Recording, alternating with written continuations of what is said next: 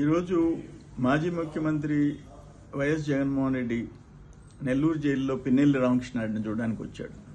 చాలా హితబోధ చేశాడు. ఆయన అన్ని డోర్ డెలివరీ చేశాడు. డ్రైవర్ సుబ్రహ్మణ్యాన్ని కూడా డోర్ డెలివరీ చేశారు. ఇది పిన్నెల్లి కేసులో ఆ సిఐ మీద చిన్న రాయి అట్టు పడిందంట.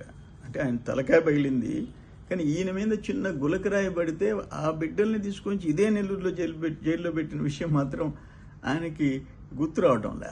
ఆఖరాన ఈయన భుజానికి బటన గింజంతా కూడా ఆ బ్లడ్ రక్తపు ఒక చుక్క వచ్చింది. దానికి 5 ఏళ్ళు కోటికత్తి సీనుని జైల్లో పెట్టావు, మీ కనికరం రాలే. అంటే ఆయన్ని అందరినీ కులం, మతం, పార్టీలు ఏమీ చూడలేదంట. చూడలేదు. ఒక రామోజీ, ఒక అమర్ రాజా, ఒక సంగం డైరీ, ఒక రఘురామకృష్ణరాజు, ఒక అచ్చెన్న, ఆఖరికి ఒక చంద్రబాబు నాయుడు గారు. వీళ్ళెవ్వరిని నువ్వు సమానంగా చూసావు.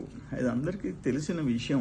ఈవీఎం పగలగొడితే తప్పేంది అననే ఒక ముఖ్యమంత్రిగా చేసిన వ్యక్తి సరే ఏం మాట్లాడుతున్నారు మీరు? నీకు ఒక ప్రజాస్వామ్యం, ఒక చట్టం, ఒక ఎలక్షన్ కమిషన్, వాటి మీద నీకు గౌరవం ఉందా అని అడుగుతుండా.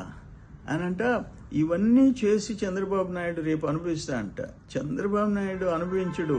అసలు నీ పార్టీ ఉందా? నువ్వు చేసిన పాపాలకి నీ పార్టీ ఉండదు అంటున్నా నేను. నెక్స్ట్ ఎలక్షన్స్ టైంకి వైసీపీ, వైఎస్ఆర్సీపీ పార్టీ అనేది ఉండే ప్రసక్తిలే. దాని సంగతి చూసుకో. నీ పార్టీని నిలబెట్టి దానికి చూసుకో.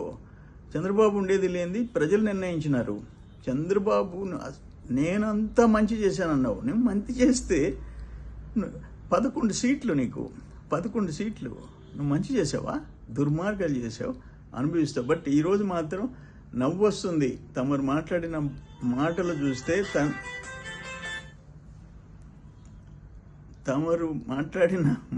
చూస్తే, చేసిన పాపాలకి ప్రాయశ్చిత్తం తప్పదు తమరికి.